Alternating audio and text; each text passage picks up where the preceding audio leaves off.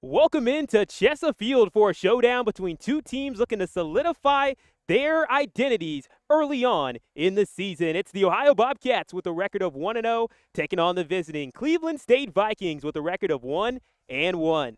Good afternoon and welcome into Athens, Ohio. My name is Cedric Granger and I'm joined by Ethan Sargent. And Ethan, we got a great showdown here today. What are the lineups looking like first for the visiting Cleveland State Vikings? Yeah, for Cleveland State, it's a dangerous front three. I'm really excited to see Dave, Ramacone, and Donahue. All three of them can interchange in all three positions along the forward line. Ramacone, really the one to watch. He scored 6 goals last season. And then for the Bobcats, a lot of changes today from their lineup that they had against Duquesne last week. Some younger players, some new players in the lineup. It's going to be interesting to see what Coach Aaron Rodgers has cooking up for his squad this afternoon. Schedule change. Yeah, definitely some schedule changes as we look through those lineups. Something that is really going to stand out is that, according to Coach Rodgers, this is a 2-game week. Last time that the Bobcats played against Duquesne, it was only a 1-game week, so they're going to utilize a little bit more of that depth. So they're going to be tested here between this game against Cleveland State and then their matchup on Sunday against Navy. But the Bobcats 1-0 coming off of a 3-0 win over Duquesne. It was impressive. I know you were in attendance for that, actually on the broadcast for that. What were some of your thoughts after it? Yeah, it was impressive. I mean, especially in those first 10 to 15 minutes of the second half against Duquesne, they played some of the best soccer I've seen them play here in any of their years under Coach Rodgers. They were free-flowing, positions were interchanged, and they banged in 2 goals early in the second half to put that game to bed. So it's going to be interesting to see if they can get off to a faster start today. They didn't start the best against Duquesne. We'll see if they can start a little bit quicker today against these Vikings. Yeah, Cleveland State, a team coming off of a big victory over St. Bonaventure. It was a 3-1 win, a nice bounce back for them after the first losses. There's already an interception there, but the Bobcats getting possession back as the team's starting to fill each other out early. But like we hinted at earlier, this game has switched times quite a bit. Originally supposed to be a 4 o'clock start today, and then it got moved to 11:30, or 11 o'clock rather, and then switched over to 12:30 where we're at now as Ohio tried to get something going, but this time it is stolen from McKenna Donahue.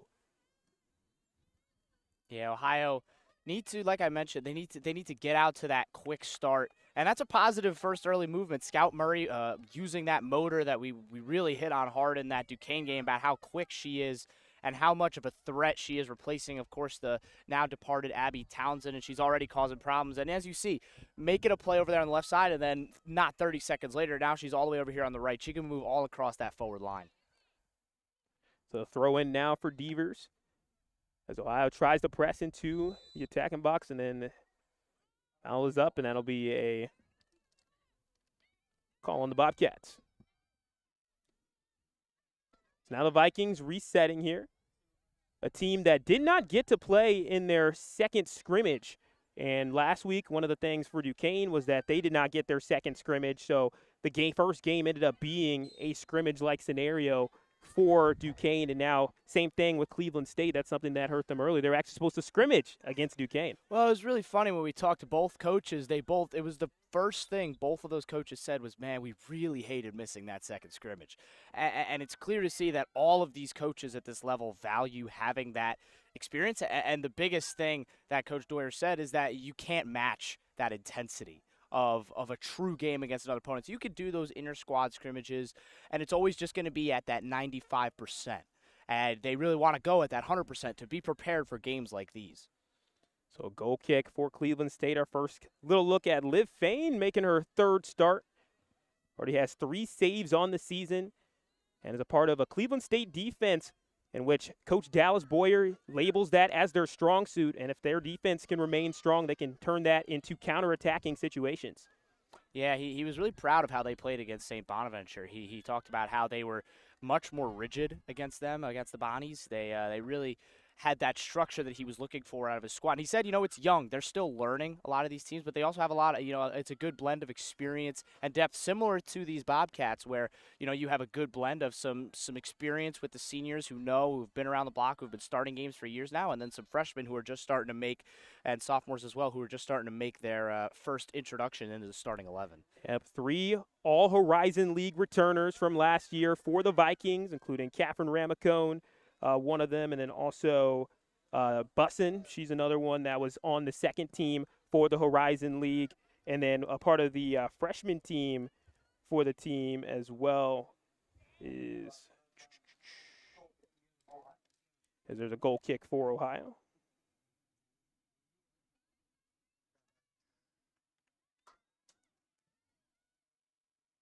There's Maya Solis, who's going to be such a big player for the Bobcats down the stretch this season. I really think coming in as a transfer from a powerful program in Michigan State, I really think she's already earned so much trust from Coach Aaron Rodgers. She really has just pretty much walked into the starting 11. I mean, when you come from a program like that and you establish yourself in the spring, you truly become, a leader even already. And I really think she's starting to establish herself, was a dominant figure at the back against Duquesne. I think we're going to see a lot of her this season. Yes, we will. Simconis was the other player from Cleveland State I was looking for. She was a freshman All-Horizon League for Cleveland State, a team that did compete pretty well. They were projected to get 5th in the Horizon League last year, 7, 6, and 4 on the season. A very similar type of profile to the Ohio Bobcats. These two teams, they have met 10 times since 2010. And the coaches really talk about how the players, they really know each other on both sides. A lot of players grew up in similar areas. You see Columbus people, you see Cleveland people, you see Cincinnati, and, of course, all the towns in between all throughout these rosters. And it's really nice for the coaches to have two similar caliber teams within the same state like this. Yeah, and it's comparable leagues as well, where you're playing against really good competition to start your season. It builds you up, right? And the MAC is unforgiving, the Horizon League is unforgiving, right? There's going to be no second chances when you come around to those games. So being able to test yourselves against higher competition is going to be so valuable down the stretch for both squads. The Bobcats trying to string together some passes here as this team just looks to continue gelling. That's always a thing with early on in the season, is just really trying to figure out those connections, whether it's your midfielders trying to get it out to your forwards and just making sure those connections are perfect. And I know from your experience, it probably takes some time to develop new chemistry with some players. Yeah, it really does. And you don't think about it as much, especially, if you're playing at the high school level where you're basically playing with your friends a lot of the time, but then you have to come into a new environment in college. And, some people you may have known from maybe club soccer or maybe other things, but then aside from that, it's a whole new world. It's a whole new set of people. So, it's going to be really interesting to see how this team gels. When you think about the Bobcats, we talked about it a lot during the Duquesne broadcast, where it's all about having that blend of youth and talent as well as experience, and a lot of that youth is really starting to break through this year. So I'm really interested to see how, not only how the team gels as a whole, but how Coach Rodgers continues to blend in both the new and the old players and how he molds his formations and tactics to fit the new styles that his newer, whether his transfers or his new freshman recruits bring in. Yeah, he talked a lot about the shape of the offense and how teams from year to year, they may change the personnel a little bit in order to really benefit the players and benefit the personnel that they have. And even when you're going against other teams, you kind of got to take advantage of the shape that they have. So in the case of their last scrimmage versus their first matchup against Duquesne, there was not too much of a difference between Dayton and Duquesne's shape. But this time they're going against something new. So the emphasis in practice for Ohio was a little bit different, where players have to try to work a little bit harder to change their roles and kind of change what their position is going to be. Absolutely. And when you look at Ohio's formation, it's very interesting how they set up. They're set up with a 3-5-2 formation. When they're in the attacking play, when you've got Tostovan, Reipel, and the Solis at the center of that back three. But then you've got those two wing backs who I always love to dive in on because they're such an important role in this formation. When you got Devers out on the right and you've got Rand Pruss out on the left, they're going to be flying up and down the wings throughout the entirety of the game. They're going to be making key plays in both boxes. They're going to be making tackles in their defending box. They're going to be putting crosses in on the opposing box. Then you've got a fluid midfield triangle in the middle and then two target strikers up top. It's a really interesting formation, and Coach Rodgers has messed with that. He's messed with the 3-4-3 a little bit as well, and it's a formation that's worked a lot traditionally for him, and I think he's really starting to ingrain these teachings into his players. Minute 8 of the game, no score. So far, it's been more on the attacking half for Ohio, but Cleveland State with their first major chance right here as they push into the box. Header and no good, missing that one to the right, but it was a good attempt there from Sesmis. Yeah, first real sniff at goal for either team. It was Ramacone who was out there causing the problems, took the ball and won the 50-50, and then put a good cross into the box. It was a free header for Cespedes. Just missed it wide. A really good opportunity there for Cleveland State to get on the board early. Sure is. Ramacone's a name that you're going to hear a lot today, a player that has had 15 career goals, and she's one of those players that when we ask who's been a key player to have back to Dallas Boyer, the coach who's been there for 17 seasons, 7 as a head coach and 10 as an assistant for Cleveland State, and having Ramacone back is huge for his squad. And look at Cleveland State. When it comes to depth, they have 40 players on their roster. Yeah, and the other important thing to note with that is there's 40 players on the roster, but if you look across the field, you see that there's only about 10, maybe 15 players on the bench. So their whole squad isn't traveling with them to every game. And it's like that at a lot of Division I programs where you'll have a lot of freshmen, a lot of the younger players that are still looking to build themselves up, still looking to, kind of crack their way into the squad, not even just the 11. And that can relate to a lot of different things, but it's a good thing to have, right? Because then you have a lot of talent that you can work with and not only looking at the present, but you're also building for the future.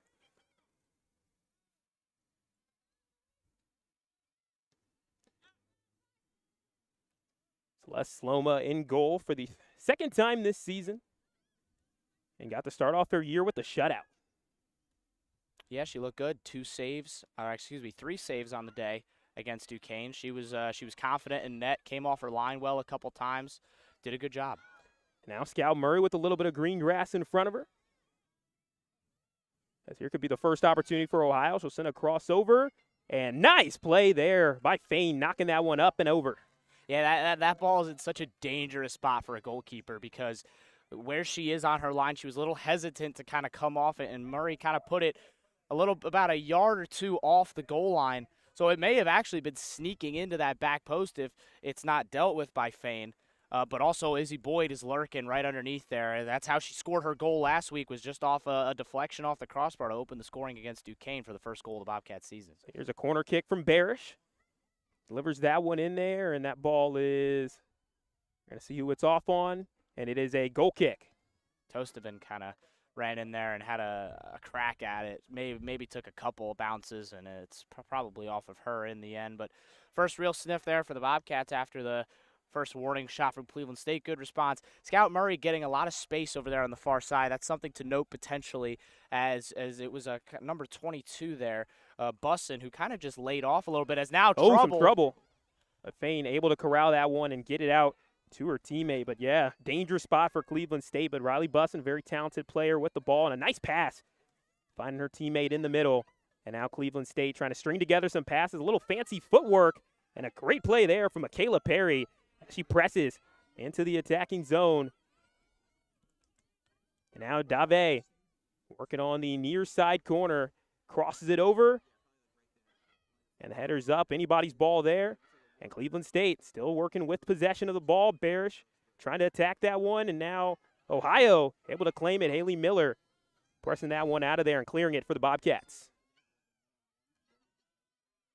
Cleveland State not done yet. Grace Krosky pushes in and now tries to find DeVay. Sloma racing. Sloma got it.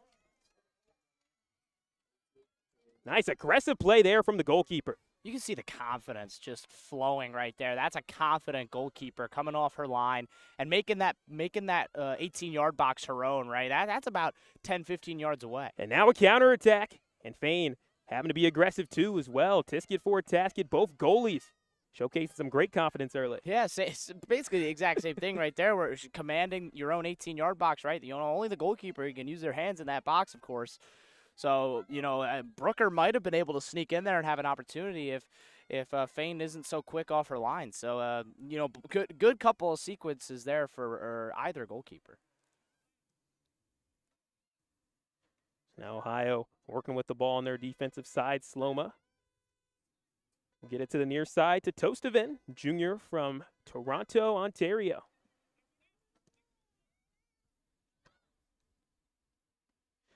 Well done by the Bobcats, a good pass there. And now that one pushed ahead. Scout Murray, the race to the ball, and she will get there.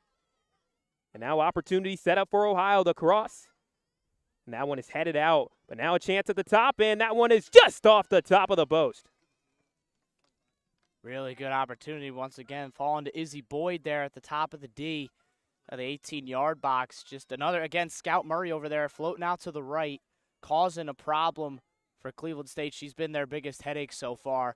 Putting a good cross in, it was headed away, fell to Boyd. She took it first time, maybe enough time to take potentially another touch and steady herself, but she took it well first time, just a little bit too high. Yeah, I love the tempo of the game right now between both squads. Very fast-paced game, especially since that 10-minute mark. The teams have really turned up the dial. Now a nice pass over there by Donahue, getting it to her teammate, Perry. Perry pressing towards the middle of the field and now has her teammate. Good pass. No, knocked away by the Bobcats.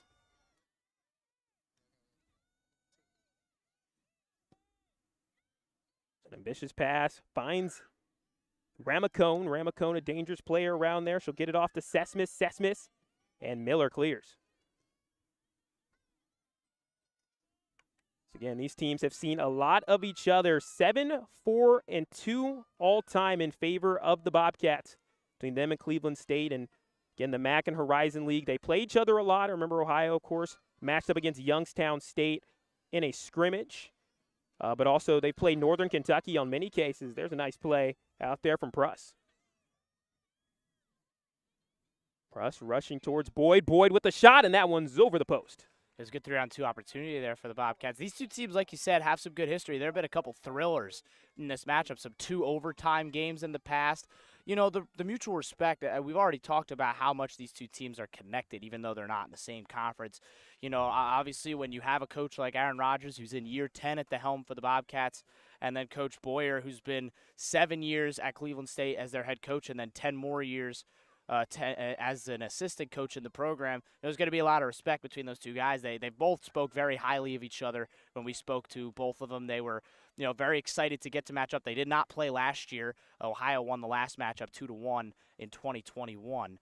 But it's good to see, you know, a little bit of a rivalry. Of course, any team in Ohio is a little bit of a rivalry, right? You know, it's just about being in the same state and battling whoever that may be, whether it's Miami or whether it's Ohio State. So we'll actually get to see both of those games this year. That'll be really exciting.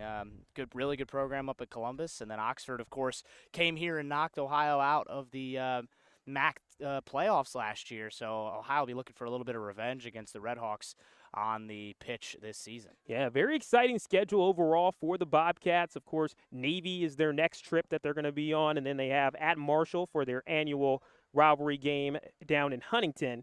And then after that, you got, of course, Ohio State on the schedule coming up on the 7th of September. James Madison, another road test. And, of course, one of the biggest games in the MAC at Buffalo on the 24th of September. The Buffalo Bulls right now, they're firing on all cylinders. Yes, that's the team to beat in the MAC. They did some special things last year. They won the MAC title. They retain a lot of that squad that did some big things. And then they just went and beat Ohio State on the road last week. So, you know, it's going to be a battle against the Bulls once again. They're going to be a really good team. They came in here last year and won 3-0.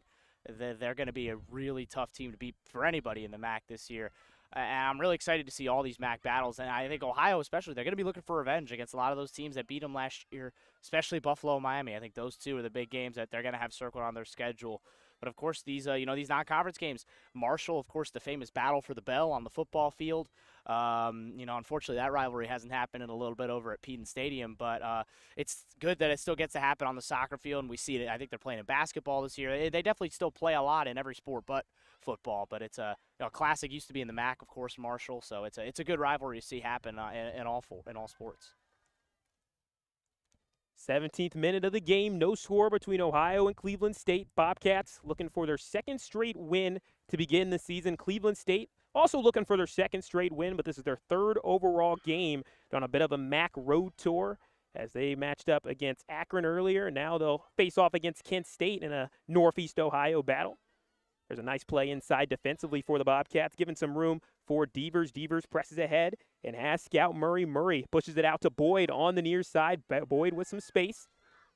And she'll pass that inside the box. Cleveland State has some defenders there, but Murray able to track that one down and get it out to the far side as the Bobcats try to set up another chance. And then that one's intercepted. Going the other way is Perry, and well done clearing that, giving Cleveland State a little bit more breathing room defensively. Yeah, Cleveland State, we talked a little bit about Ohio's setup. We might as well talk a little bit about Cleveland State's as well. It looks like they're kind of running a 4-5-1 with a very much a fluid midfield as well. They got 4 defenders at the back, 3 midfielders with it looks like number 11, Myra Sesmas, kind of at the top of that midfield, kind of playing like an extended, almost more of a 4-4-1-1 formation where she's kind of on her own. And then the lone striker up there is Dave, kind of a little isolated at times so far today, but I think she's going to get more involved as the game goes on. So Murray able to loop around the defender, finds Haley Miller pressing towards the box. She'll fire a shot and Fain makes the save. Yeah, the field conditions, we haven't really talked about it today. We were rain-soaked earlier today in Athens. The rain may yet still play a factor. Fingers crossed, knock on a little bit of wood. We've stayed dry so far today. But, it could play a factor, especially if the ground is wet. That could really cause problems for goalkeepers with catching the ball. So it was a good job there by Fain to hold on to that one. But it may be a factor later in this game. It may certainly be, as you saw a couple of nifty moves in there from Murray and Miller. Now an ambitious pass headed away by Perry, but Ohio with the throw-in. But it's really important to talk a little bit about how these conditions are going to be between the rain, of course, this morning. We're also expected a lot of humidity by the time we get to probably the 50th, 60th, or 70th minute of the game.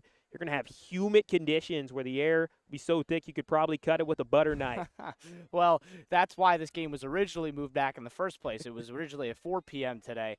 The humidity was, the heat index was in the high 90s. It may even stretch above 100 degrees, which is dangerous conditions, so they moved that back to 11 so that, the sun isn't at its apex quite yet.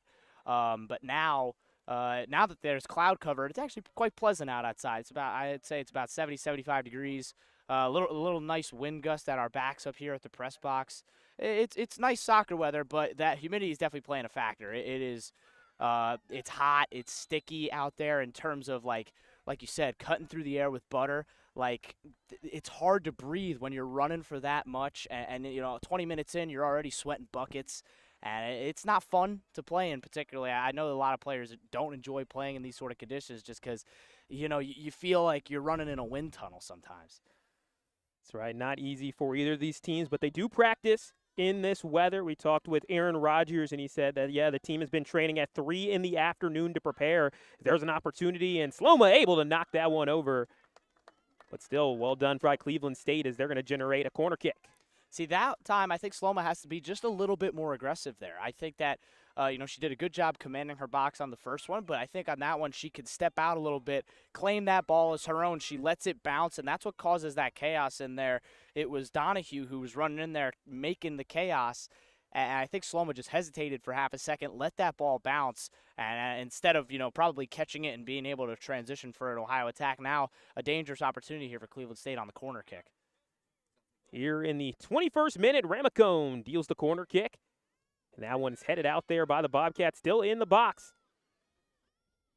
Trying to clear, but Cleveland State still keeping up the pressure and trying to tightrope the sideline, and that ball is out of play, and it's a goal kick for the Cats. And Ripple made up for the sliced clearance there by after the ball bounced back. She saw it out of play smartly, so good defending there from looked like that was Kennedy Ripple on the far side. I think Cleveland State made a substitution there.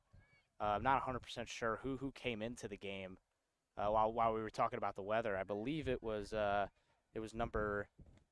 I can't quite make it out because obviously with the game moving as quickly as it has, it was so quick fire that even us up here didn't notice it. Yeah, we'll make sure to get that updated to you as soon as we can. Or you know what, luck has it, ball might go our way. We'll say her name. There we go.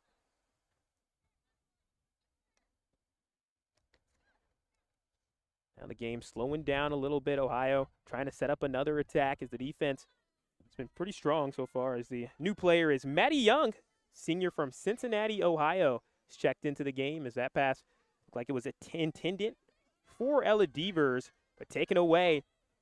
And now here comes Donahue. Donahue with a full head of steam. And she'll pass it up to Maddie Young.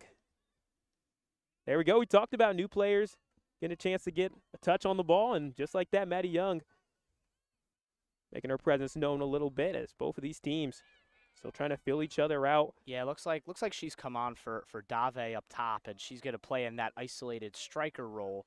It's interesting when we talked to Coach Boyer about obviously the first thing we noticed when we were in a virtual interview with him. One of the first things I noticed was that he has a big Arsenal badge Yeah. behind his kind of coaching setup.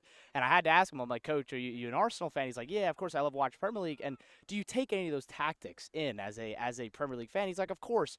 And it really reminds me of how Arsenal plays, because they play with that they can play with that target point striker at times, but they can also, that striker gets so involved, like Gabriel Jesus at Arsenal gets so involved with the build-up play. And while it is an isolated striker, we saw it with Dave. We're already seeing it with Young, where she's checking back in, and now we're going to see a whole bunch of substitutions here. I think that's 6 Bobcats coming in and 2 Vikings. Yep, so full team switches. I see Carson Prigge making her way out there for the first time today. Yeah, Shea Robertson comes in, Juliana Farina comes in. So those 2 will be for both strikers. So Scout Murray and Izzy Boyd will check out. Farina and Robertson will check in. Yep, Stock into the game as well defensively. Yeah, it looks like Aubrey Ray is in the game as well, and Janaki. I believe that's all the Bobcat changes into the game.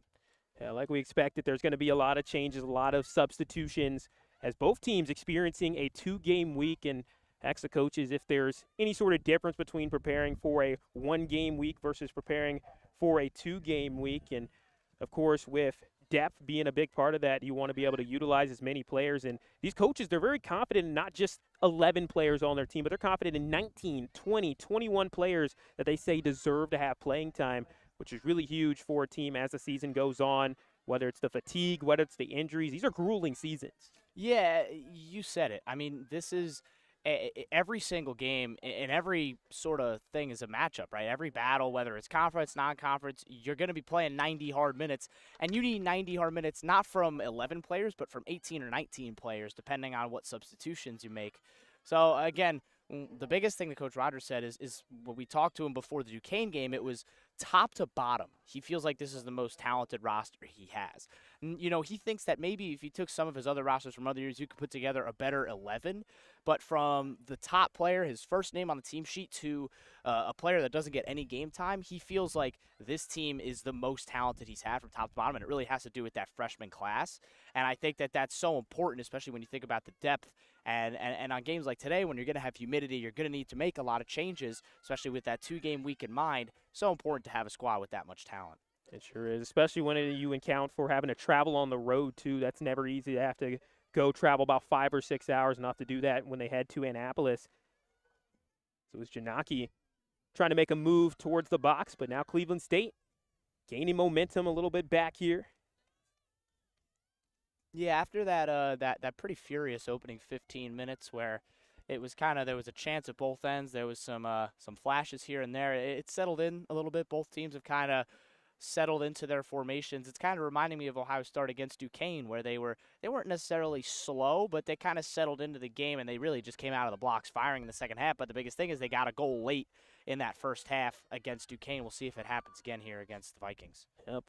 Or if Cleveland State may have something in store as well, as that one pushed towards the box, but to no avail. Nice play from Sloma, and Ohio resetting, trying to get something going, as right now we're in minute number 27 in the Bobcats and the Vikings. As every time these two teams meet in the non-conference, of course, it's always to build to conference play. Each of these teams looking to compete. Ohio, a team that really made some noise last year, but did fall to Miami here at home. And with this team growing in talent, according to Rogers, the sky is the limit for this squad. Of course, the team to beat is Buffalo, team that was phenomenal last year. They went undefeated in the MAC, 7-0-4 and 15-2-4 overall. So that's going to be a tough out. And we look throughout this MAC, there's been some interesting matches. We talked about Buffalo's 2-1 win over Ohio State. We also had Kent State. They tied with Colgate, which is going to be a future opponent for Cleveland State in their case. You also have Western Kentucky, or not Western Kentucky, sorry, Valparaiso taking down NIU. Got Indiana State tying Miami, which is pretty interesting as well, as Cleveland State trying to get something going, but Ohio shuts that down. Yeah, that was an interesting little sequence there, where I think if might have been Young up there up front, if she took the right touch, I think she was through on goal. But luckily for the Bobcats, it just she kind of lost it under her foot, and Tostin was able to clear that away. But again, they're making the right moves, Cleveland State, especially over these last 5 minutes. They've started to control the game a little bit more. I think that Coach Rogers would like to see from his squad. I think he'll like to see a little bit more play in the attacking third here in these next 5 minutes for Ohio. They have, especially you compare this to the Duquesne game.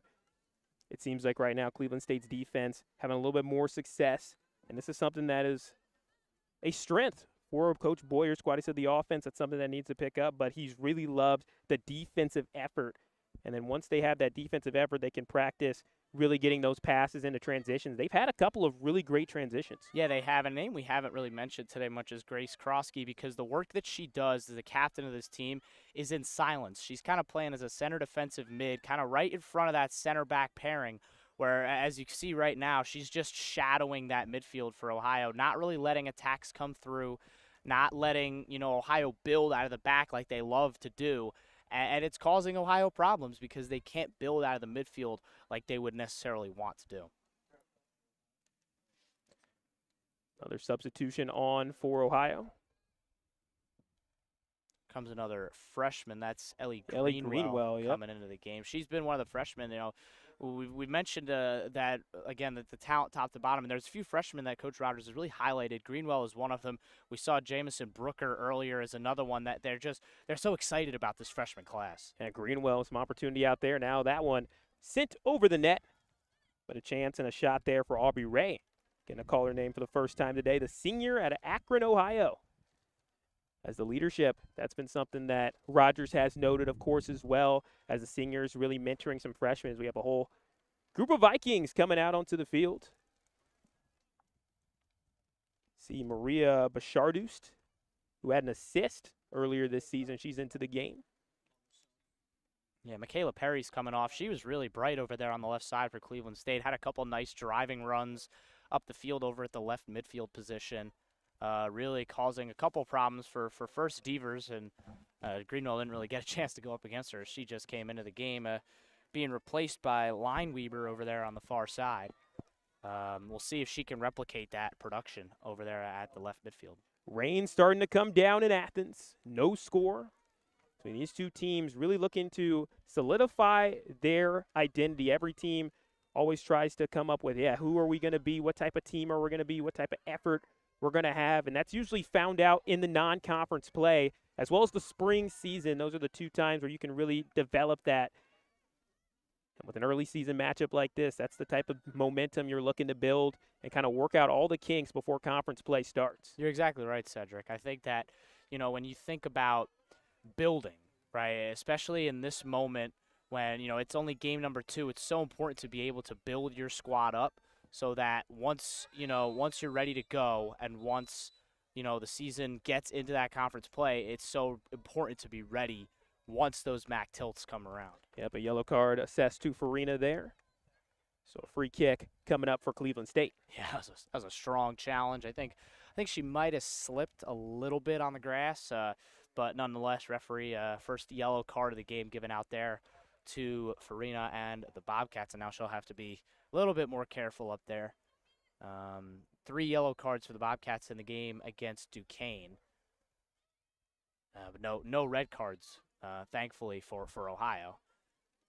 Yeah, could also be just a part of the aggression as well, too. You can feel that kind of starting to turn up as the game continues to go on. We're now 32 minutes in, and team just trying to break through right now. Both defenses very impermeable, only about 2 or 3 realistic chances for either side. Yeah, it's been a battle right now. It's been a little bit more back and forth than I expected. Really, I think that I expected Ohio to be a little bit more dominant in terms of creativity. I thought that they would have a little bit more of an effect on the game. They really haven't been able to play their free-flowing soccer that they were, at least from the Duquesne game, that I was accustomed to for those 45, 50 minutes. But, of course, there's a whole nother half to play, and there's a really good example of trying to make it happen with Janaki trying to play the long ball to Greenwell, but it was cut out by Cleveland State. Yeah, but Greenwell still finding possession on the corner.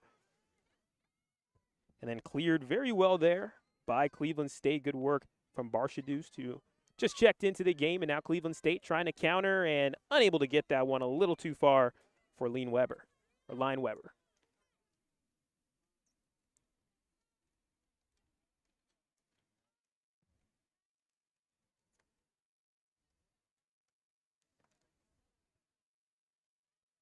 Now, I know you've gotten to play in many different conditions, whether it's the intense heat or rain or potentially even snowy conditions.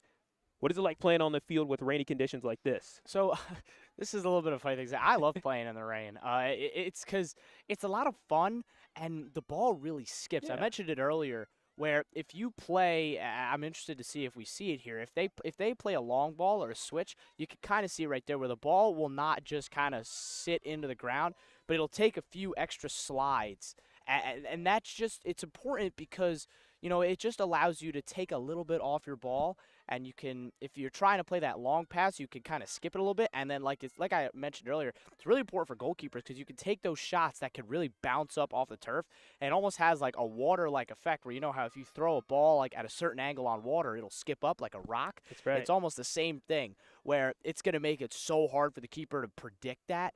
And it's just it makes it can even increase in velocity when it hits off the ground like that, and it makes things so much harder for goalkeepers. And then catching the ball as well, if it's wet and slippery, the ball could slip out, and that could lead to an easy chance. That's right, especially if it's away from the goalie's body in any way and they have to try to grip it with their hands in any way. It can make it pretty difficult for those sort of situations, especially on the hop. We saw earlier Cleveland State with a couple of shots that were up on a hop. And those types of plays could be a little bit more difficult as we continue to go in. 11 minutes left in this opening 45 at Chesa Field. Bobcats and Vikings. Each team looking for win number 2. Yeah, and with 10 minutes left in this half or around that, I think Coach Rogers will be telling his team to press forward here a little bit more. Bussins kick in, and an opportunity there for Cleveland State. Maddie Young about 10 feet away, but to no avail once again. And Ohio looks to set something up here in this last 10 minutes.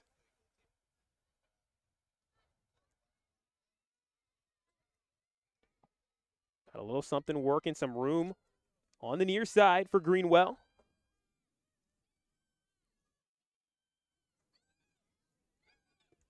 Greenwell with the cross, presses that in. The header for Robertson goes wide.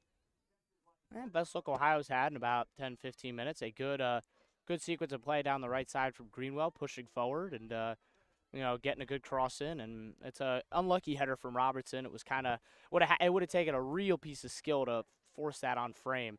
But right position for the Bobcats. That'll be something that Coach Rogers will be much more encouraged with. That's right. Applying some pressure early, especially if you can start building that momentum. Because sometimes I feel like between first half and second half, you can see momentum swing sometimes based off just who comes out with a little bit more fire based off either the halftime speech or a little bit rest. We saw it in the Duquesne game where Ohio just came out, with an absolute fire in the second half, and they blew Duquesne off the park, scoring 2 goals. They could have had 2 or 3 more if they really wanted to. So, again, those halftime team talks, I think Rogers is pretty good at them because usually Ohio comes out pretty fired up in the second half. So, interesting to see, if either team makes some slight halftime adjustments, or if, maybe it's just about, getting that final push and just making things happen, and they like what they've got and they just need to make it happen, Menzel fighting on the far sideline. She wins the ball and then tripped up. And let's see what the call is. Looks like a foul on Cleveland State. Yeah, Menzel missed the Duquesne game. She was in a rough collision in Ohio's first scrimmage against Butler. She was able to, now she is healthy again. And again, another freshman that Coach Rogers is really encouraged with and is really excited to see throughout the course of the season. And she sets up the real dangerous set-piece opportunity for Ohio. Janaki could swing this ball in and put it on one of the heads of the taller defenders. So here comes the free kick. And Cleveland State gets a piece of that one, heads it out. But it'll be another corner kick just on the other side. Yeah, again, that's the right ball from Janaki. She puts it in a good area. Cleveland State was able to get ahead to it, but once again, now danger not necessarily averted. You still got some taller bodies in there with Carson Prigge, Quentin Tostovan in there. Some of the taller players that could potentially get their head or body to the ball. It doesn't matter how it goes in as long as it goes in.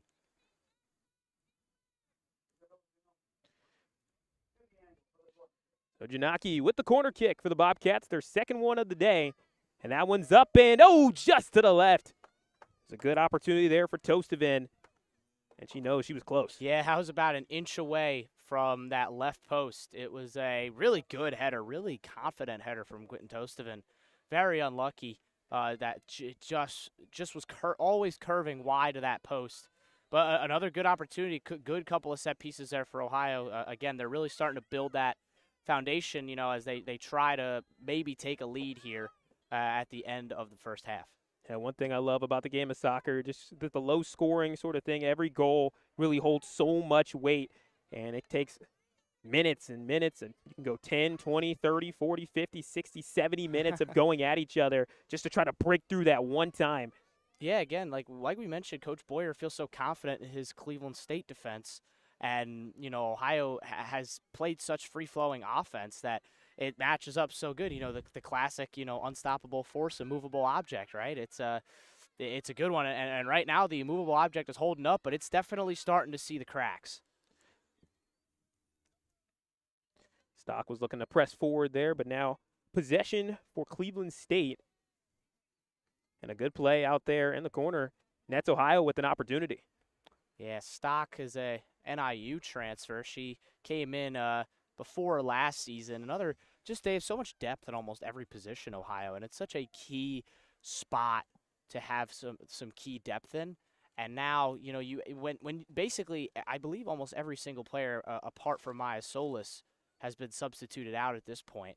So to have this much depth and still be able to play good soccer is something that Coach Rogers has to be thrilled with, to be able to put in almost a whole new 11 and still be seeing some positive results. Yeah, it speaks really to the practices and all their training before the season, as well as in spring training as well, too, getting to have those practices in the spring. And there's a beautiful pass in there by the Bobcats, working to the attacking circle and knocked away and cleared by Cleveland State. That was bussin', knocking that one out of play. Real nice give and go there between Janaki and Menzel down the left side. And Menzel just couldn't get around the corner. Missed it by maybe a foot. She was trying to get that cross in, but good defending from Cleveland State. Danger still not cleared. Right now, through this final 10 minutes, Ohio staying in the attacking box right now. Can they go and can they finish? And I believe offside is called. Yeah, I think they got Robertson as there's a injured Viking down on the field now. I think she might have taken a little bit of a knock there on the shot. I think Robertson just was a kind of she had no idea when Farina shot the ball the first time and the deflection came her way that she was actually behind the defense. So now the Bobcats will give up the offside. So looks like Maddie Snyder. She looks like she's okay, which is good. I think she just got the wind knocked out of her. Honestly, I think she just got a ball maybe right to the chest or the midsection, and looks like she's okay, which is good. Yeah. Snyder will start off with a free kick for Cleveland State. 5 minutes ago in this opening 45 at Chesapeake, Ohio. Looking for win number 2, Cleveland State, and looking also for win number 2. And to try to go 1-1 against the MAC. Now Stock chasing that one down, and she'll push it back to Sloma.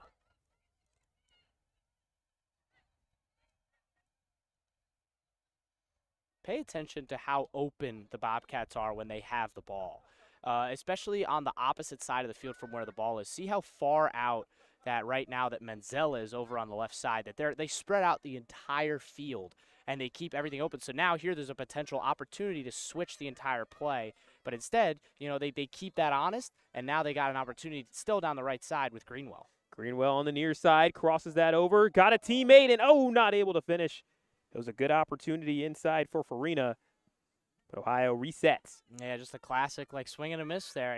It's unlucky for the Bobcats, but again, they're starting to play that good soccer that I think Rogers will be really encouraged with the end to this half. They've really started to step up their game and started to take control here in these last 10-15 minutes. 41st minute, and Prigge tried to fire a shot. Good defense there by number 2, Maddie Snyder, once again.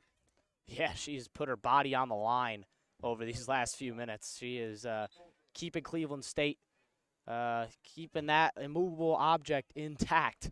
Now as looks like there's another substitution. It's going to be Young checking out, and I believe that's number 31. That's Delfino coming in, a junior from Highland, Hinckley, Ohio.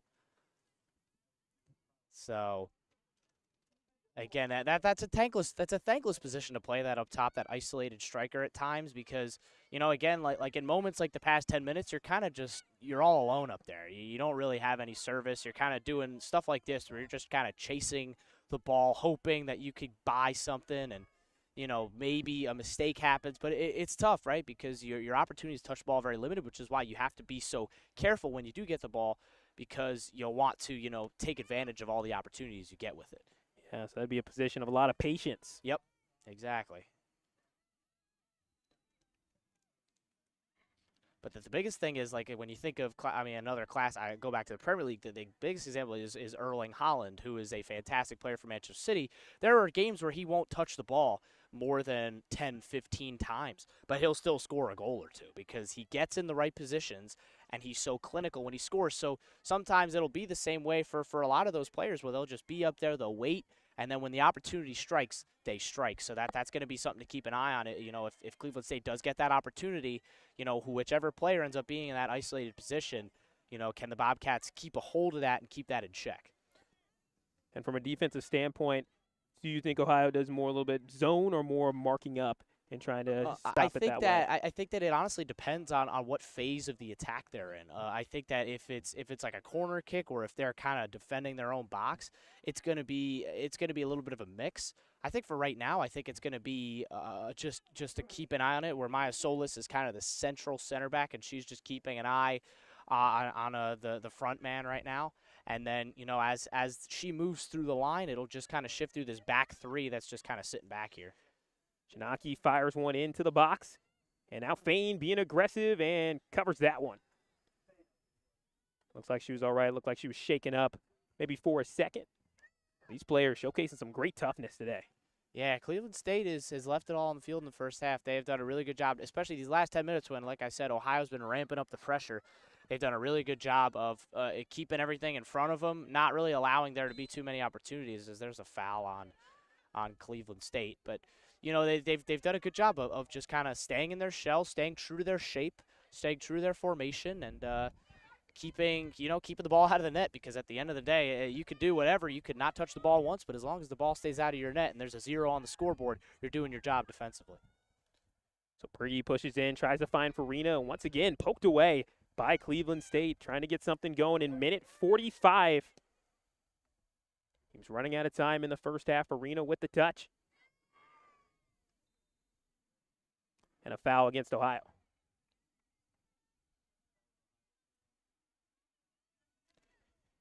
Again, battle there between Farina and Demerly, a player that, when we talked to Coach Boyer, he said a local talent, good athlete, good defender. We got to see the good defender part right there. Yeah, again, I think that you can spotlight that whole defense right now. They've been really, really strong. They haven't. The biggest thing I think for me right now is they've just kept Ohio in front of them for the most part. They've done a good job of keeping the ball, and Ohio's players, they haven't really allowed them to make too many runs in behind them. They've kept a low block, and Ohio so far have struggled to break it down. We'll see what adjustments Coach Rodgers can make in the second half. For the final seconds, ticking off the clock in the first half. Stalemate at Chesa Field. The Ohio Bobcats and Cleveland State Vikings all knotted up at nothing. We'll have a halftime report coming up after the break. You're watching Ohio Bobcat TV.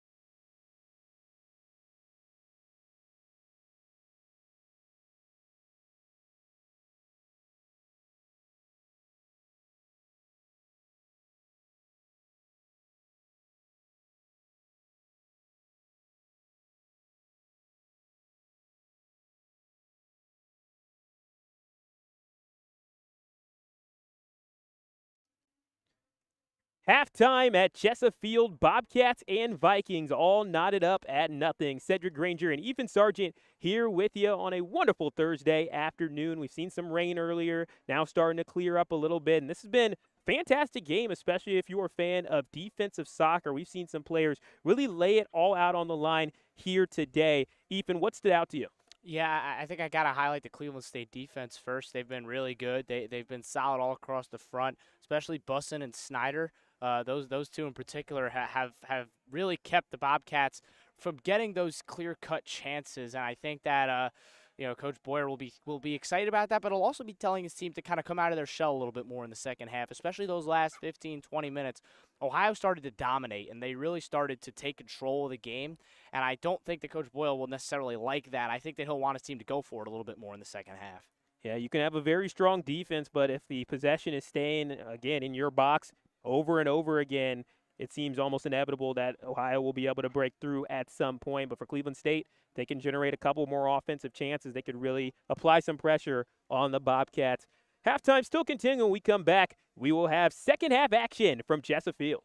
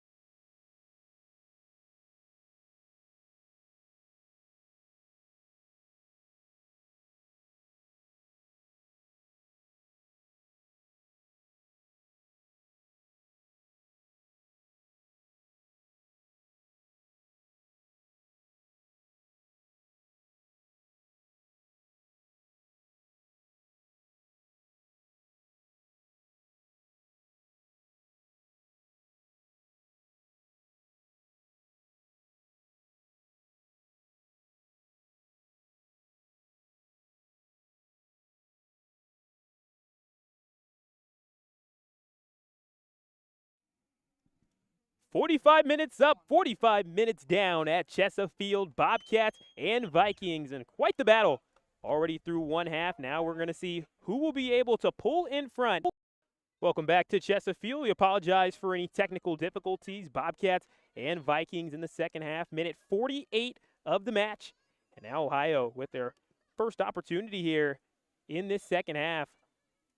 But offside infraction against Scout Murray. Yeah, during that little technical difficulty break, we saw a really good defensive play from Cleveland State. Once again, Ohio had a potential counterattack opportunity to move forward. And a name to watch here who's into the game here is Anna Burchett. She's in up top for the Bobcats here in the second half. Another one of those talented freshmen that I think Coach Rogers is really going to implement more and more as the season goes on. I think that he has a ton of confidence in her. We talked about her unbelievable high school goal-scoring record during the game against Duquesne. She has, believe this or not, Cedric, 374 combined goal contributions in her high school career, which is earth-shattering numbers. And if she can replicate, let's say like an eighth of that, I think she'll be a pretty solid player here for the Bobcats. You said so 374. Yeah.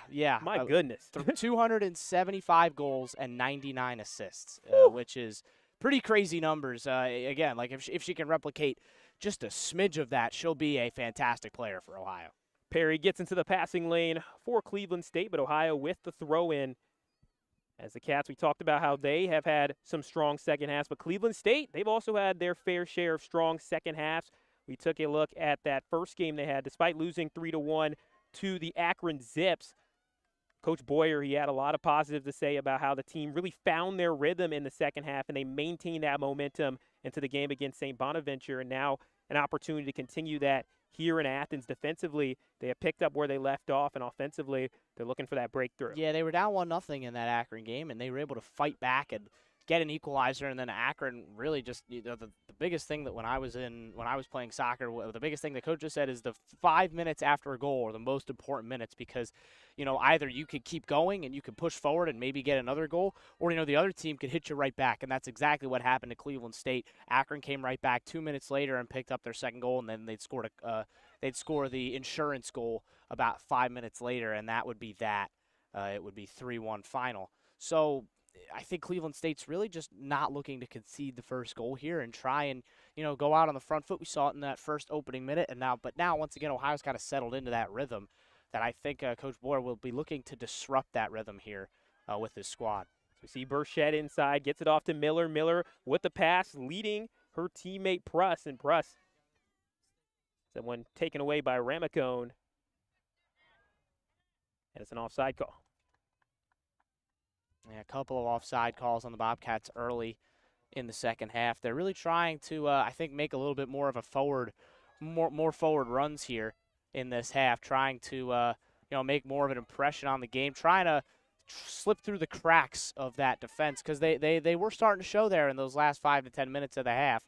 I think, again, that Coach Rogers will be impressed, but, again, he'll be wanting his team to press forward and get that breakthrough, because if Ohio can get that first breakthrough, it's going to force Cleveland State to come out much more. They're going to have to break that low line that they've been doing and send some more players into more attacking positions. Yeah, that also could mean turning up the dial in terms of the aggression and the ambition at their pass. That one by Miller that time, leading over and trying to get Pruss in a really good situation there. I thought that was a good decision. At least they're going to need passes like that if they're going to want to break through this really strong Vikings defense. Yeah, this is a really good position to pick up the ball here for Janaki. Janaki tries to push it over to Murray, but a little too much mustard on that one. And now Cleveland State with an opportunity here to reset. Yeah, I want to point out the communication there, because, down there on the bottom of the field, they were looking to try and double team Ramacone, and you could hear Janaki screaming double, double, double, and then eventually the ball came back around. Prigge was able to pick it up and get it to Janaki, who had plenty of space in front of her, and while the final pass ended up working out, they get into that good position because of the communication between all the players over there on that left side. Time Krosky tried to tightrope the near side sideline, unable to do so. So Ohio with a throw in here. Yeah, and communication is such an underrated aspect of the sport. Obviously, it's something that, the average fan watching, on YouTube, or if you're watching a bigger game on TV, if you're watching like the biggest games, obviously there's massive atmospheres where there's hundreds of thousands of fans sometimes. and you won't realize that these players are still communicating. That you'll hear the shouts, the screams. They're all so important, and it's such a crucial side of the game that some coaches don't bother to teach, and it's so important. I really think both of these coaches have made it a forefront of their teaching to communicate on the field. And it's also, it all goes back to, we mentioned in the first half about building the relationships, right? Being able to communicate well with your teammates both on and off the field, because having that off-field relationship will help build your on-field relationship with your teammates in terms of building with that communication. Yeah, just from being here on the field, you can hear all the communication that is going on just from even my vantage point. I got a headset on, so you can even tell that the communication really is key for both sides. And it's a part of how these teams really gel together. Both coaches really talked about how some of the older players on the team are mentoring some of the younger players. And then also with the team kind of being fresh with each other, it's kind of about helping the freshmen to really join and understand the team culture. And that's the type of thing that's really built in the fall, something a little bit earlier where the rest of the team, your sophomores, your juniors, and your current seniors, they got that chance during the spring. As Miller able to loop-de-loop her way out of that one, gets it over to the near side to Pruss. Pruss tries to cross that one in, but good defense there from Cleveland State. Now she tries once again. The header attempt goes a ride to the right side, and Fain is there with it. But a nice play and trying to get something going is Anna Burchett.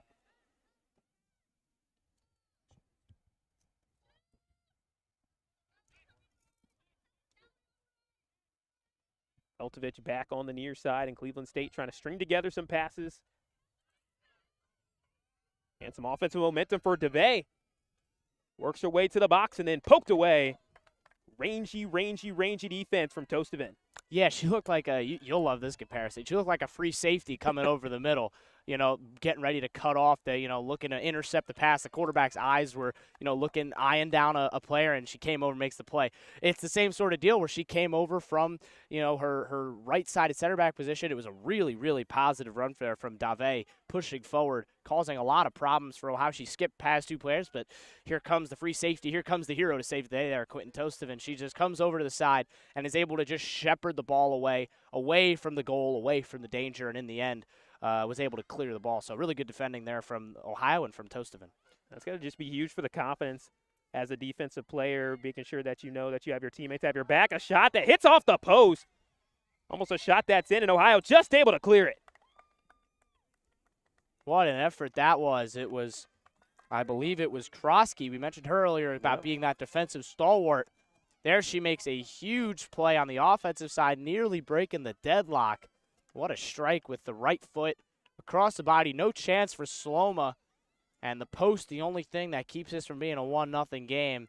Even if the rebound it was good defending by Ohio to stop the rebound. I think it was Dave rushing in there. It didn't go in anyway, but it was offside. But Ohio will have to keep their haunches up, because that is, again, they have to be aware of that counterattack, because now that's a couple times that Cleveland State has caught them out. Yep, trying to turn defense into offense on a counterattack. So here comes Pruss once again. She's been working on this near sideline, a crossover, and knocked away by Cleveland State. Anchoring it down was Bussin that time. Now DeVay once again fighting, trying to get another run, and there's another one-on-one situation that she's able to get the better of. But Ohio with possession on their defensive side. Yeah, good battle there between her and Stock over on this near right attacking side for Cleveland State. There's going to be a lot of those little battles all throughout this game, but now that opens up the holes for Ohio to continue to move forward. And there's a nice pass potentially, but a little bit too much on it, and Fain able to recover it now with just 56 minutes that have elapsed in this game, 34 minutes to go, and no score. Yeah, and again, I think that Cleveland State's done a good job so far of weathering the storm, but also coming out of their shell a little bit. We've seen a couple really good opportunities already for the Vikings. I think Coach Boyle will be very, very pleased with how his team started this second half. And it's all on a knife edge right now. I think we're all just everybody in the stadium is kind of just waiting for that first goal. We'll see if it even happens. It's all hanging in the balance right now. And Cleveland State starting to control the offensive momentum a little bit. And you talked about during halftime about that's what you wanted to see from Boyer's squad here, is that, hey, can they turn up the dial offensively? Can they get a couple of more chances generated? Because the Bobcats, they dominated that final 10 minutes of the game, but they didn't concede the goal. That's what allows this game to still be anybody's. Yeah, they absolutely did control those last 10 minutes. I think that Coach Boyer, I think he pointed that out in the halftime team talk. I think he was like, "Look, guys, we were on the back foot there.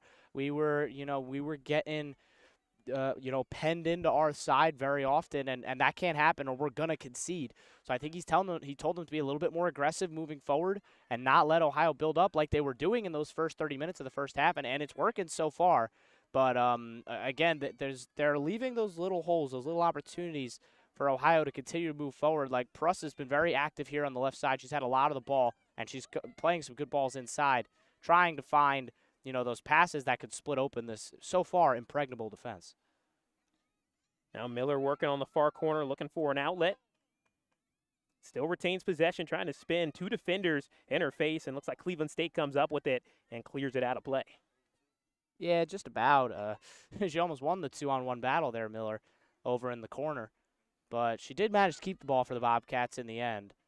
But again, those little battles, they keep popping up. There's about 100, 150 of them throughout the game. They're always wars. And Miller tried to poke that one in and headed out of play by Cleveland State, so a corner kick. I thought the deflection was maybe going to steer that one into the back of the net. I thought I thought the deflection was going to take it over the grasp of Fain, and it was close. It was right to the right side. It was the perfect height. It was going to fly into the top corner if it was about 2 feet to the left. So Ohio will be encouraged by that, but now another corner kick, their third of the game. See if they can get a good ball in. And, we saw Toasted with a really nice header in the first half. We'll see if they can find one here. So here's Miller. Pass in, the header just a little bit wide and up above the net that time. And now Cleveland State staves off another Bobcat attack. Yeah, it was Toasted again, finding a header, finding a little bit of space, but just a little bit too much on that one, and a little bit too far to the right as well. A few substitutions coming in here for the Vikings. Maddie Young back into the game here. So see Taylor Demerly back into the game as well. Yeah, Brooke Opferman, the third change, being coming back in as well for Cleveland State. Interesting to see who the Bobcats bring off the bench. I expect we'll see Izzy Boyd again at some point in this half. I expect we'll probably see Juliana Farina as well. Try and find some attackers with some energy as well. Farina had a couple of chances, had that swing and the miss in the first half, got in the right position, but couldn't quite come up with the finish that was required. Could be an opportunity for redemption as Cleveland State. Ramacone trying to push forward, but Ohio maintaining possession at about midfield. And they're going to try the far side this time. We've seen a couple of plays to the near side now. Some room for Devers on the far side. Pushes in, and Burchett's shot is just above the net. Yeah, that's something that Coach Boyer will not be happy with. It was a very big overcommit there from Perry on the far left side. Devers has a ocean of space, and she drives into it well. And then it's the right cross, and Burchett just couldn't quite get around the finish. She has to get over it a little bit more to put that in. But now a win in a dangerous area for Ohio. So Murray trying to make some room for herself. She's tripped up in the box, no call. And Cleveland State with the clear. Yeah, again, that's 2 in a row that Coach Boyer he'll be fuming over those, because those are 2 little mistakes that could have both costed them Cleveland State goals, when as up to now in this half they looked pretty good. They hadn't really conceded many opportunities, but just those are 2 chances that are basic mistakes, and that's stuff that Coach Boyer will be banging his head on, even if they can find a result in this game, because those are the little mistakes that could cost you games in the future. So here comes Izzy Boyd for Scout Murray as the Bobcats utilizing their depth a little bit. We saw Boyd earlier in the game. So we are in minute 61 of the match between Ohio and Cleveland State. Once again, 2 teams looking for their second wins of the season, and teams that got to get a little bit of practice in spring. I've hinted at it a couple of times, but can expand a little bit more on it. Ohio, they played in a spring league where they fight for something called the Spring Cup with 4 other teams, including Bowling Green, Xavier, Louisville, and Michigan State. And I was talking with Coach Rogers, and he said he got 3rd place. The Bobcats were able to get 3rd, and even got a win over Bowling Green. They beat Bowling Green on penalties, which I said we're going to have to think about that when they do end up playing the Falcons, because that, of course, that adds that little extra layer of competitiveness. But every college coach that we've talked to throughout the course of these, these first couple weeks of the season has talked up the spring so much. They've talked about just how important it is. But here come the Bobcats on the counter. Some opportunity. Boyd trying to lay that off to Pruss, but Cleveland State able to race over there and win the ball. But that one's knocked out of play, and possession for Cleveland State. Good work out there by Snyder. Yeah, and I want to go back to that point about the spring because it's so important. We've talked about the team chemistry a lot today and about building up a squad and trust with one another. It all starts in the spring. It all starts with building through the contact and the connections, playing in those leagues, playing against high-level competition, those Division I Power 5 programs. Those are the battles that help build you for the fall, right? And playing for something is also important, right? They're not just scrimmages. You're actually playing for a cup. You're playing for something to make your team proud, and for you still have that that pride for your school. So it's really good to see. Those games are real fun. I watched a couple of them in the spring. They're very competitive still. They feel the same as these fall games do. They almost feel like they're league games. Corner kick for Janaki. And that one headed out. Who's it going to be out on? And it is a goal kick for Cleveland State. And Tostovan just has a magnet on the front of her head, just trying to get onto these corners, because that's 3 now where she's been right in and involved, trying to get her head on one of these corners and put it in the back of the net. That one was better defended from Cleveland State. They were able to get a head onto it first and just deflect it onto Tostovan's head, and it went out for a goal kick. But again, Ohio's high press has really started to materialize here in the second half. We really started to see them press higher up the field, cause some turnovers in the attacking end. Now a chance for a pass, but picked off by Stock and knocks it out of play to halt a little bit of the momentum for Cleveland State. But yeah, when talking about the spring leagues, it's just so important for players to get these in-game reps. It's a different feel than what you get in practice. And both Coach Rogers as well as Coach Boyer, they talked about the intensity that comes with a game-like scenario. That's why it was so critical for Cleveland State when they lost that opportunity to scrimmage against Duquesne. You need that reps and you need that intensity to have, and you're only going to find that in game and in scrimmages. Yep, I think that you nailed it, right, with that. Again, going back to the second scrimmage point where both of these, both the Duquesne coach last week and then the Cleveland State coach this week were really annoyed that they didn't get that second scrimmage because of simulating that game style. Like, you can't get that by just playing against your squad, because there's always going to be that 2-3% that you can't quite unlock by playing against your friends and your teammates. There's that element of competitiveness that just takes you up a couple of extra notches. So it's really important to play those games in the spring to help build for the fall, and also to, just build your team's confidence and chemistry. Again, just to continue to build those connections and to, make yourself as good a team as possible. That was ouch, right on the head there. We hope that she's all right there. Was Cleveland State trying to keep the ball in and inadvertently hit a player. It seems to be Erica Lineweber. Yeah, that one hurts. She'll have to take a step back here. Maybe she'll come on in a couple of minutes. That one might sting in the morning. Totally not expecting it. Totally not her fault. The ball just kind of comes in. She's just getting ready to come into the game, and she just gets whacked right in the face. So looks like she's okay. She's still standing over there on the far sidelines. That's good to see. But some more changes coming out. Jameson Brooker back into the game for the Bobcats. Eve Barish as well. Yeah, Peyton Kobe on the other side for Cleveland State, a player that has a goal this season as well, so somebody to potentially watch. Yeah, as we're about halfway through this second half, or a little bit over, or a little bit under halfway, of this half.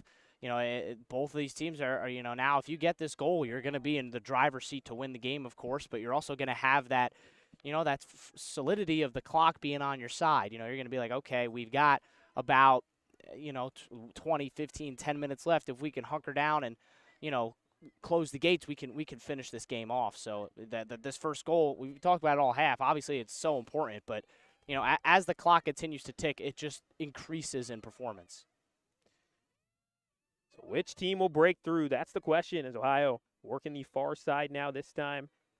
Tostovan, who's been ever so active today, finds Boyd and then back to Tostovan. But the defense, a lot of traffic up there by Cleveland State. You can tell there are multiple defenders swarming to the soccer ball every single time. Yeah, again, that's their counter to the the high level soccer that Ohio's trying to play high up the field, is that they're just swarming bodies on the ball every single time. They're not allowing Ohio to have the time of day to move the ball forward. and it's causing Ohio problems in transition. They can't move the ball forward as well as they'd like into the attacking third. Yeah, Coach Rogers, he told me before the game, when it comes to what type of team we want to be a team that forces the other team to play in a field that we want them to play in. So the parts of the field that are more strengths toward the Bobcats, they want to try to dictate the game in that way. And today, they really have not been able to do that against Cleveland State. Yeah, it's been, they've had their moments, but they've struggled at times to really make that inward play that we saw against Duquesne, that we saw those high progressive attacks. We haven't really seen that as much today. And, there may yet be that opportunity to play forward. But, again, as you see there, potential for a counterattack, already 6 Cleveland State bodies behind the ball, and they're still sprinting back. But that's a great cross-field pass. Beautiful pass by Boyd. That's Pruss. Now with possession of the ball, trying to make a move into the attacking box here. And then finds Boyd again. Boyd tried to find her angle, and that one's ricocheted out of here. Yeah, good block coming in there from Opferman, the freshman, who is a Pittsburgh native, but coming in, and there's been a few freshmen who have absolutely made their mark on this game. They have, when you can come in and play an important role as a young player, it not only builds your confidence, but it shows how much trust a coach has in you. If you're playing as a freshman, you're truly know that you're on the way to having a special career. Yeah, a lot of players, it's usually a really tough adjustment being able to go from your high school days into working towards college. Of course, a lot of players play a lot of club soccer, which is a great way to really develop before you get into your college game. But whenever you do see freshmen that are able to excel right away, it really speaks to the level of play they've had and the level of coaching. And then the maturity, that's another aspect too. That's a part of it, the maturity of this game. Yeah, a lot of these players that play at this level. One in particular, Jamison Brooker, who played for ECNL, played at the highest club soccer level that he pretty much can play at in the women's game. So being able to play for an ECNL team is something that you can't replicate. It's a higher level than high school. It's almost at this level. It's at the college level where you're playing against college recruits almost every single game.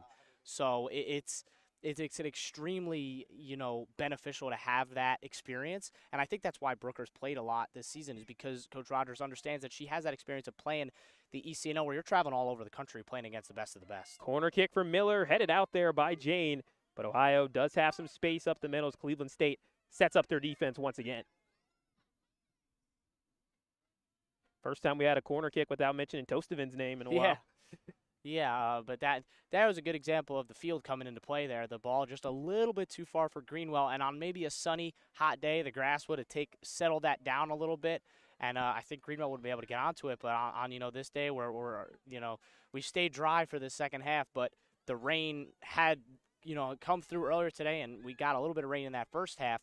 It caused that ball to skip off the turf, and we saw it again right there where it just slides a little bit too far. And, it went out of play there. And once again, on this near side, it goes out of play for a Cleveland State throw. And we see that in a lot of our field sports here, whether it's field hockey or soccer or any play where you have the ball on the field. Whenever the rain and the water picks up and you have a very saturated field, the velocity and the trajectory of both the soccer ball, baseball, it doesn't matter what sport, it tends to go a little bit farther and faster. Yeah, it's an important thing to note, and I think that both teams were ready for it and were expecting it. But it doesn't mean it's not going to happen just because you're so used to playing the game a certain way and playing the game like with that little bit of extra. You typically tend to put an extra yard or two on your pass so that a player can run onto it. But on a day like today, it might just serve you better just to take that little bit off the top so that your player can, because it'll probably skip that far anyway, so your player can just kind of run after it, if you take it off that little bit just a touch. Minute 71 of the match. No score between Ohio and Cleveland State. They have played to 2 ties throughout their all-time series. Well, of course, with the new rules in the NCAA, they will not go to extra time here. Both of those other ties went to double overtime before the finish. So I believe it was a 0-0 and a 2-2. So we will see what happens here. But of course, if we get to the 90th minute and we are deadlocked at 0, that is it. And I think it's a good change for the players, especially on a day like today where it's hot and it's humid and these players are tired, the muscles are strained. It's just going to lead. It could potentially lead to injury. It could lead to overtiredness, and it's something that I don't really think players need, especially at this point in the season. Not at all. Also, it just equalizes the amount of minutes that every team plays. According to the NCAA website, the goal is they want every team by the end of the season, whether you're going into your conference tournament or going into the NCAA tournament, to have played the same amount of minutes as everybody else. Yeah, it's absolutely fair. If you think about, a team that maybe they had a lot of ties and they play 5 overtime games, and then you have another team that didn't have a single tie. It was 20 minutes for each overtime. That's 100 more minutes. That's a whole full extra game for some of these players. And the strain on the bodies, it really, especially in September and October when you've been in a grueling season for so long, it's going to catch up to you eventually. Now Kobe pressing towards the box, an opportunity that's chipped and hooked to the left. And a goal kick for Ohio in there with the opportunity, trying to get something going, was Line Weber. Yeah, as we're into the final 17 minutes here, really both teams have, over these last 5 minutes, kind of struggled to imprint themselves on the game. It's been a couple mistakes on both sides, and I think that as of right now, it looks like we're heading towards a stalemate. I think both teams will be looking to come out a little bit more and try and press forward because both teams have struggled a little bit to create in this second half. Miller keeping her footing. This is good refereeing, and they did this against Duquesne. There was the potential for an advantage there. There was a slight pullback in the play by, looks like that was number 13 Opferman again, and Miller tried to drive on, but in the end she lost the ball, so the referee stops the play, pulls it back, gives Ohio their free kick, and it was a yellow card for Opferman for stopping what was a good transition. That's actually a smart foul by Opferman to take that yellow card because it stops what could have been a really dangerous attack for Ohio, and it allows Cleveland State to sit back a little bit more and, reestablish their defensive setup. And that's where they've been at their best, when Ohio can kind of work in transition like that and you get the team on their back foot. It seems like that's when Ohio's been able to have their best chances, and that's when they've generated a lot of their corner kicks. That's been the one lopsided stat line as Boyd pushes forward with the cross. And now an opportunity inside. Robertson spins, but can't get a shot on it. And Line Weber knocks that out of play. Yeah, it's another just half chance for Ohio. They just haven't been able to get a true sight of goal in the second half. It's been a what-if sort of game so far for Ohio, where they just haven't really been able to get that true sight of goal. And we'll see if Janaki can change that here. They did credit her with an assist against Duquesne. It was an interesting assist, though. Not an assist we'll see every day. It was a penalty opportunity for Ohio. The penalty was actually missed by Janaki off the post, but fell straight to Ella Devers, and she was able to touch in the rebound. So I'm not sure if that's actually an assist, but she got the credit for it. And Ohio will took a 2-0 lead off of that. So we'll see if Janaki can create. She had some really positive creativity moments against Duquesne, as did Tostovan tried to get something going down that right side. Yeah, speaking of creativity, she was gliding past defenders there, trying to tightrope the back line. Just went out of play, so now a reset for Cleveland State and a chance to take a little breather, too, for them and make some substitutions. Yeah, back into the game comes Ramacone. Of course, that danger up front, talked about her. 6 goals last season. She is, somebody that can cause problems for Ohio up front in that isolated striker role. And I have a feeling that in these last 15 minutes, she'll get at least a chance. She'll get at least a sniff at the goal, and Ohio's going to have to be on their toes already. Sloma's been pretty solid back there. She hasn't had much to do in this second half. She's kind of just been chilling back there over on that far side. Cleveland State, with the exception of the one shot that hit off the post, really hasn't tested her. So again, another point of emphasis for the Vikings will be to try and test Sloma a little bit more, try and get an opportunity on target. Yeah, Mayor Sesmis also into the game. She's a player from Athens, Georgia, but is now playing in Athens, Ohio, the other Athens. Yeah, of course, home of the Dogs, and she comes up to the home of the Cats here in Southeast Ohio, as there's a foul committed on Reipel. Number on number crime right there, as number 23 takes out number 23. Yep, the junior from Kirtland, Ohio, and Lake Catholic High School just checked into the game for the Cats for, I believe, the first time this afternoon. So some key minutes now with just 15 minutes left to go in the game. Try to get the setup now. A race for the ball. Boyd chasing after it. And that one is cleared out of play at the last second by Maddie Snyder. These are the moments. These are the moments right here where you can, you win or lose games. And if Ohio could just sneak one in here, it could be a potential game winner. It's pushed up by Brooker. The header directed towards the goal, but Fain able to save that and shut down that opportunity for Ohio. Robertson was right in there, so Fain had to be quick and had to be alert where Robertson was going to tuck that in. Of course, she's a player that's been making noise throughout her entire career. One great part about having broadcasted here since our freshman seasons, we grow up alongside the players. We remember Robertson's freshman year. Yeah, a lot of these seniors were playing in important roles as freshmen. Isabella Janaki, right. Carson Prigge, they were playing key minutes as freshmen, and now here they are as leaders and seniors on this team. It's those three in particular have been a part of this team since 2021. They were so close to winning the MAC regular season title. They had that game right here where I was on the call against Kent State. They've had a lot of great memories, but I think this year is going to be extra special. It's your senior year. You always remember your senior year the best, I think. So, they're really going to want to end the year on a positive note and try and find a way to maybe try and get that elusive MAC title, which has continued to elude the Bobcats in the women's soccer front. Ramacone looking to set that up, but good defense there by the Bobcats, being able to beat out the threat. It's Riley Minsel. Yeah, 3 regular season titles for the Bobcats, but no postseason titles. They've lost in the final twice, but they have not been able to get over the hump and win that MAC title. So I think that'll be the big end goal at the end of the year for the Bobcats will be to get that MAC title. Of course, we talked about how strong the MAC is. It's going to be a battle against every single team they play against. The Buffaloes, the Miamis of the world are going to be very difficult. Western Michigan's got a great team. They gave Ohio a real scare here last year. Sure did. Western Michigan already 2-0 on the season.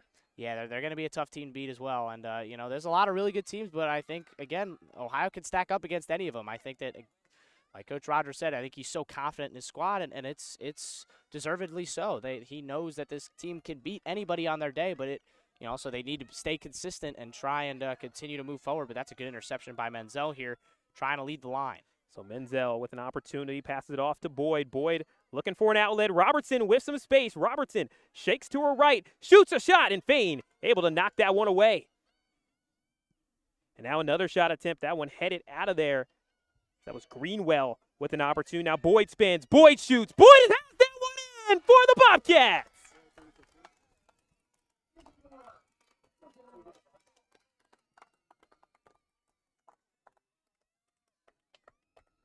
In the 79th minute of the game, the Bobcats break through as Izzy Boyd has the goal.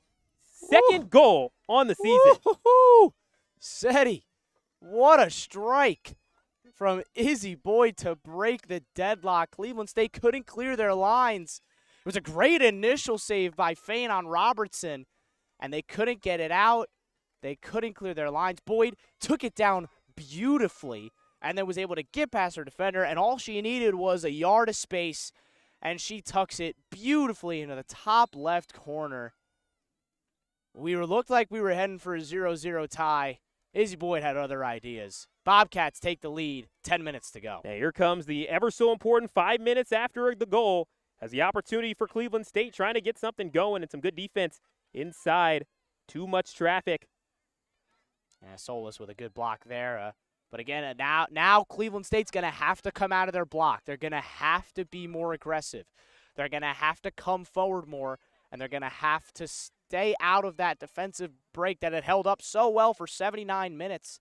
And it's Izzy Boyd with 2 and 2 to break the deadlock. Yeah, talk about a great start to the season for the senior. We're talking about the players where, you grow up in the program, been around for a couple years too, and having that opportunity to lead your team, not just, of course, vocally, but also by example. That's the type of leadership that Coach Rogers really said is important. And both Boyd styles. has worked so hard to, continue to build herself up. She's someone that didn't play as much as a freshman, that it took time for her to build her way into the squad. We saw her a bit last year. We saw her again, the year before that. We saw her kind of make her first sort of inroads as a sophomore. And now, she's being trusted a lot more as a senior. She's played a lot of minutes both today and yesterday. She did start, or no, I believe she did actually get put into the starting lineup late today. But she was a late replacement into the starting 11. And to see her make as many important plays as she had already in this season, she's going to be such a key player for the Bobcats down the stretch, and having a strike partner. All she needed was one chance, right? That was her first real sniff at goal, and it wasn't even a real sniff. It was about half a sniff, and she still found a way. What a beautiful finish. I'm going to have that one on replay all night. That was a beautiful goal. Again, this is all about really building what's going to be the identity of your team early, and the seniors, the leadership. Those are the people that really set the tone for that. Ohio trying to generate momentum into MAC play.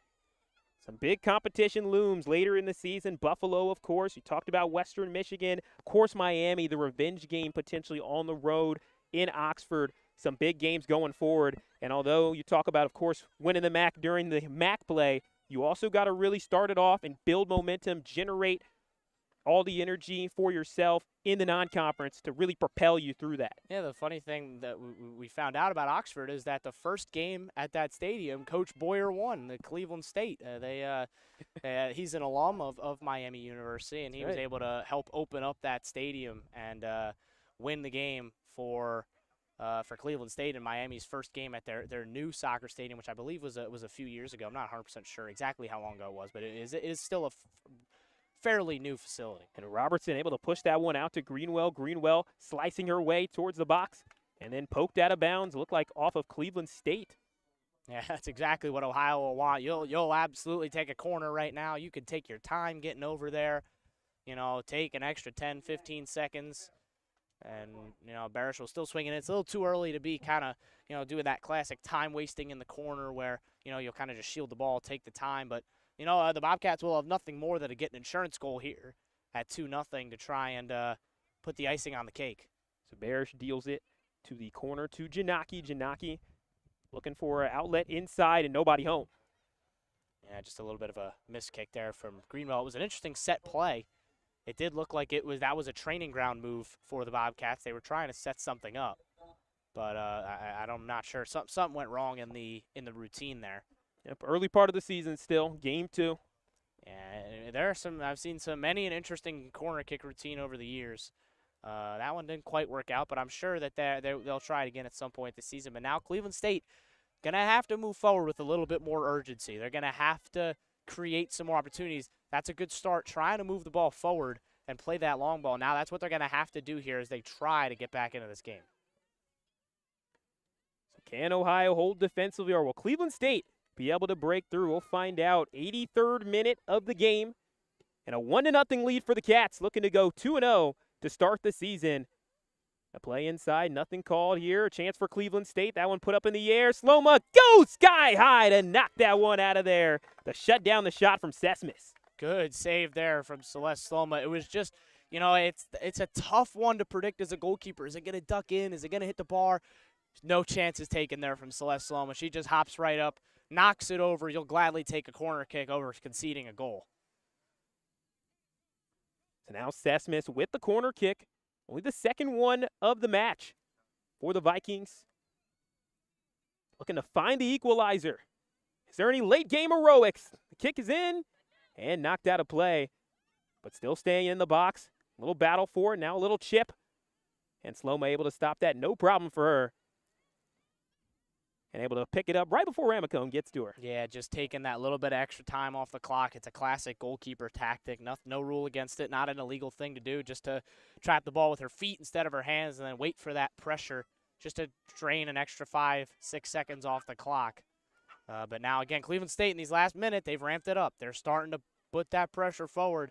And these last 5 minutes are going to be, brace yourself if you're an Ohio fan, because it's going to be a lot of near falls and misses here. And for a potential fun ride, you got to watch out for Ramacone in these situations. Potential push there. They say no call. The referee was having none of it from the beginning. He didn't even.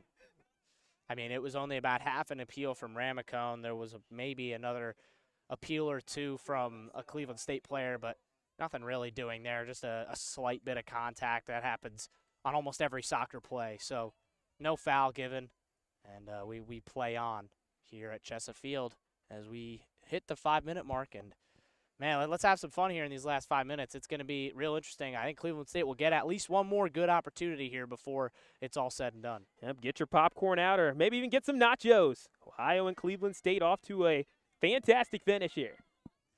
Yeah, it's going to be fun. As Boyd, she's just a hair offside, or she would have been through on goal. It would have been a one-on-one.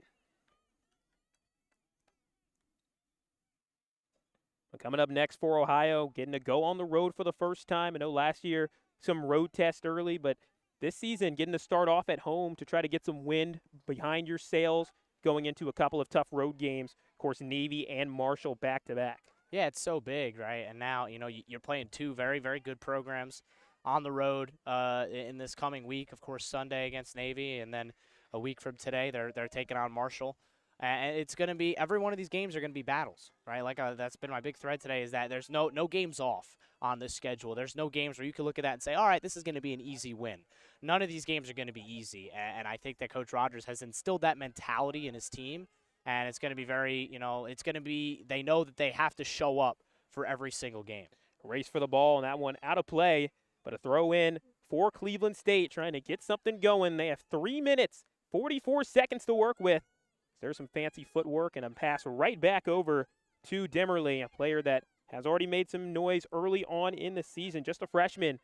But she has really stood out, according to her coach. Now a play inside and bounce out of there. Good defense by the Bobcats. That time it was Solis. And there's Janaki, just Stash. It's what she's so good at defensively, is just cutting off those passing lanes. And, yeah, she'll just boot it up the field. No problem with doing that. No real options forward. The Bobcats are clearly at this point content with the 1-0 lead. Now it's just about defending it. They have to remain impermeable for 3 minutes. Can they do it? Cleveland State trying to press inside once again. Ball up in the air, contended. And now Vikings back with the ball. Possession on the near side for Dimmerly. She presses inside. Janaki right on her heels.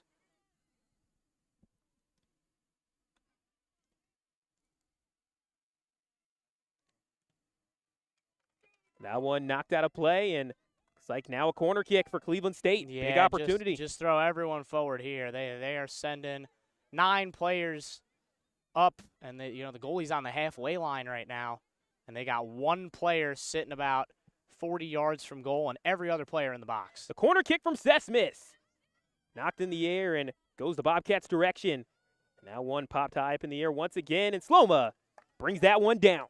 And smartly just rolls down to keep the ball just for an extra few seconds. Well defended there, both on the initial corner and on the rebound there from the Bobcats. Just they've defended very well today with the headed clearances. They've done a good job of rising tallest to the ball, using their height to their advantage. Game a keep away. Well done by the Bobcats. 3 straight passes strung together. Jamison Brooker, possession. And that's exactly what Ohio will want. That's about as perfect a situation as they could have drawn up there. Brooker with a nice little run down the left side. And she's able to just draw the foul. That'll allow the Bobcats to drain another 20, 30 seconds off the clock. And they'll be able to take it down here in the corner. Cleveland State got to work hard to get the ball back here. And they got it. Potentially, but not anymore. Now Ohio trying to drain off the time. Only a minute, 22 seconds left. We're nearing the 90th minute of the match. Bobcats looking to stay undefeated. And Cleveland State trying to win their first game against a MAC team this season. Loss was to Akron, but beats St. Bonaventure.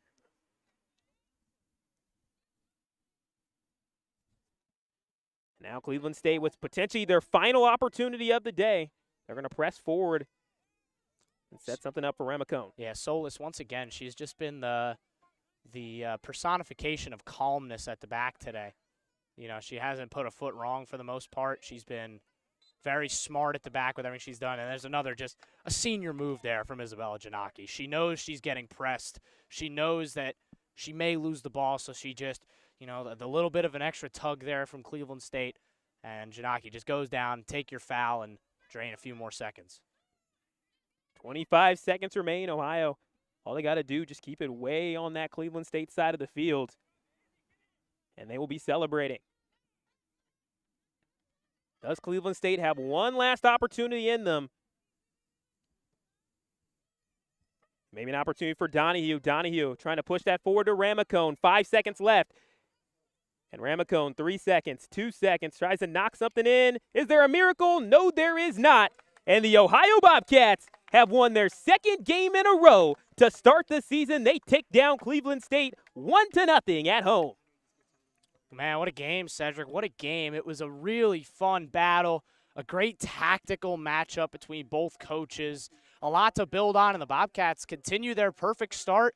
0 on the scoreboard for the second game in a row defensively. They have not conceded a goal yet this season, and they have scored 4, and they scored 1 today, and it was Izzy Boyd with a gorgeous shot into the top left corner in the 79th minute. And the Bobcats take game number 2, 1-0.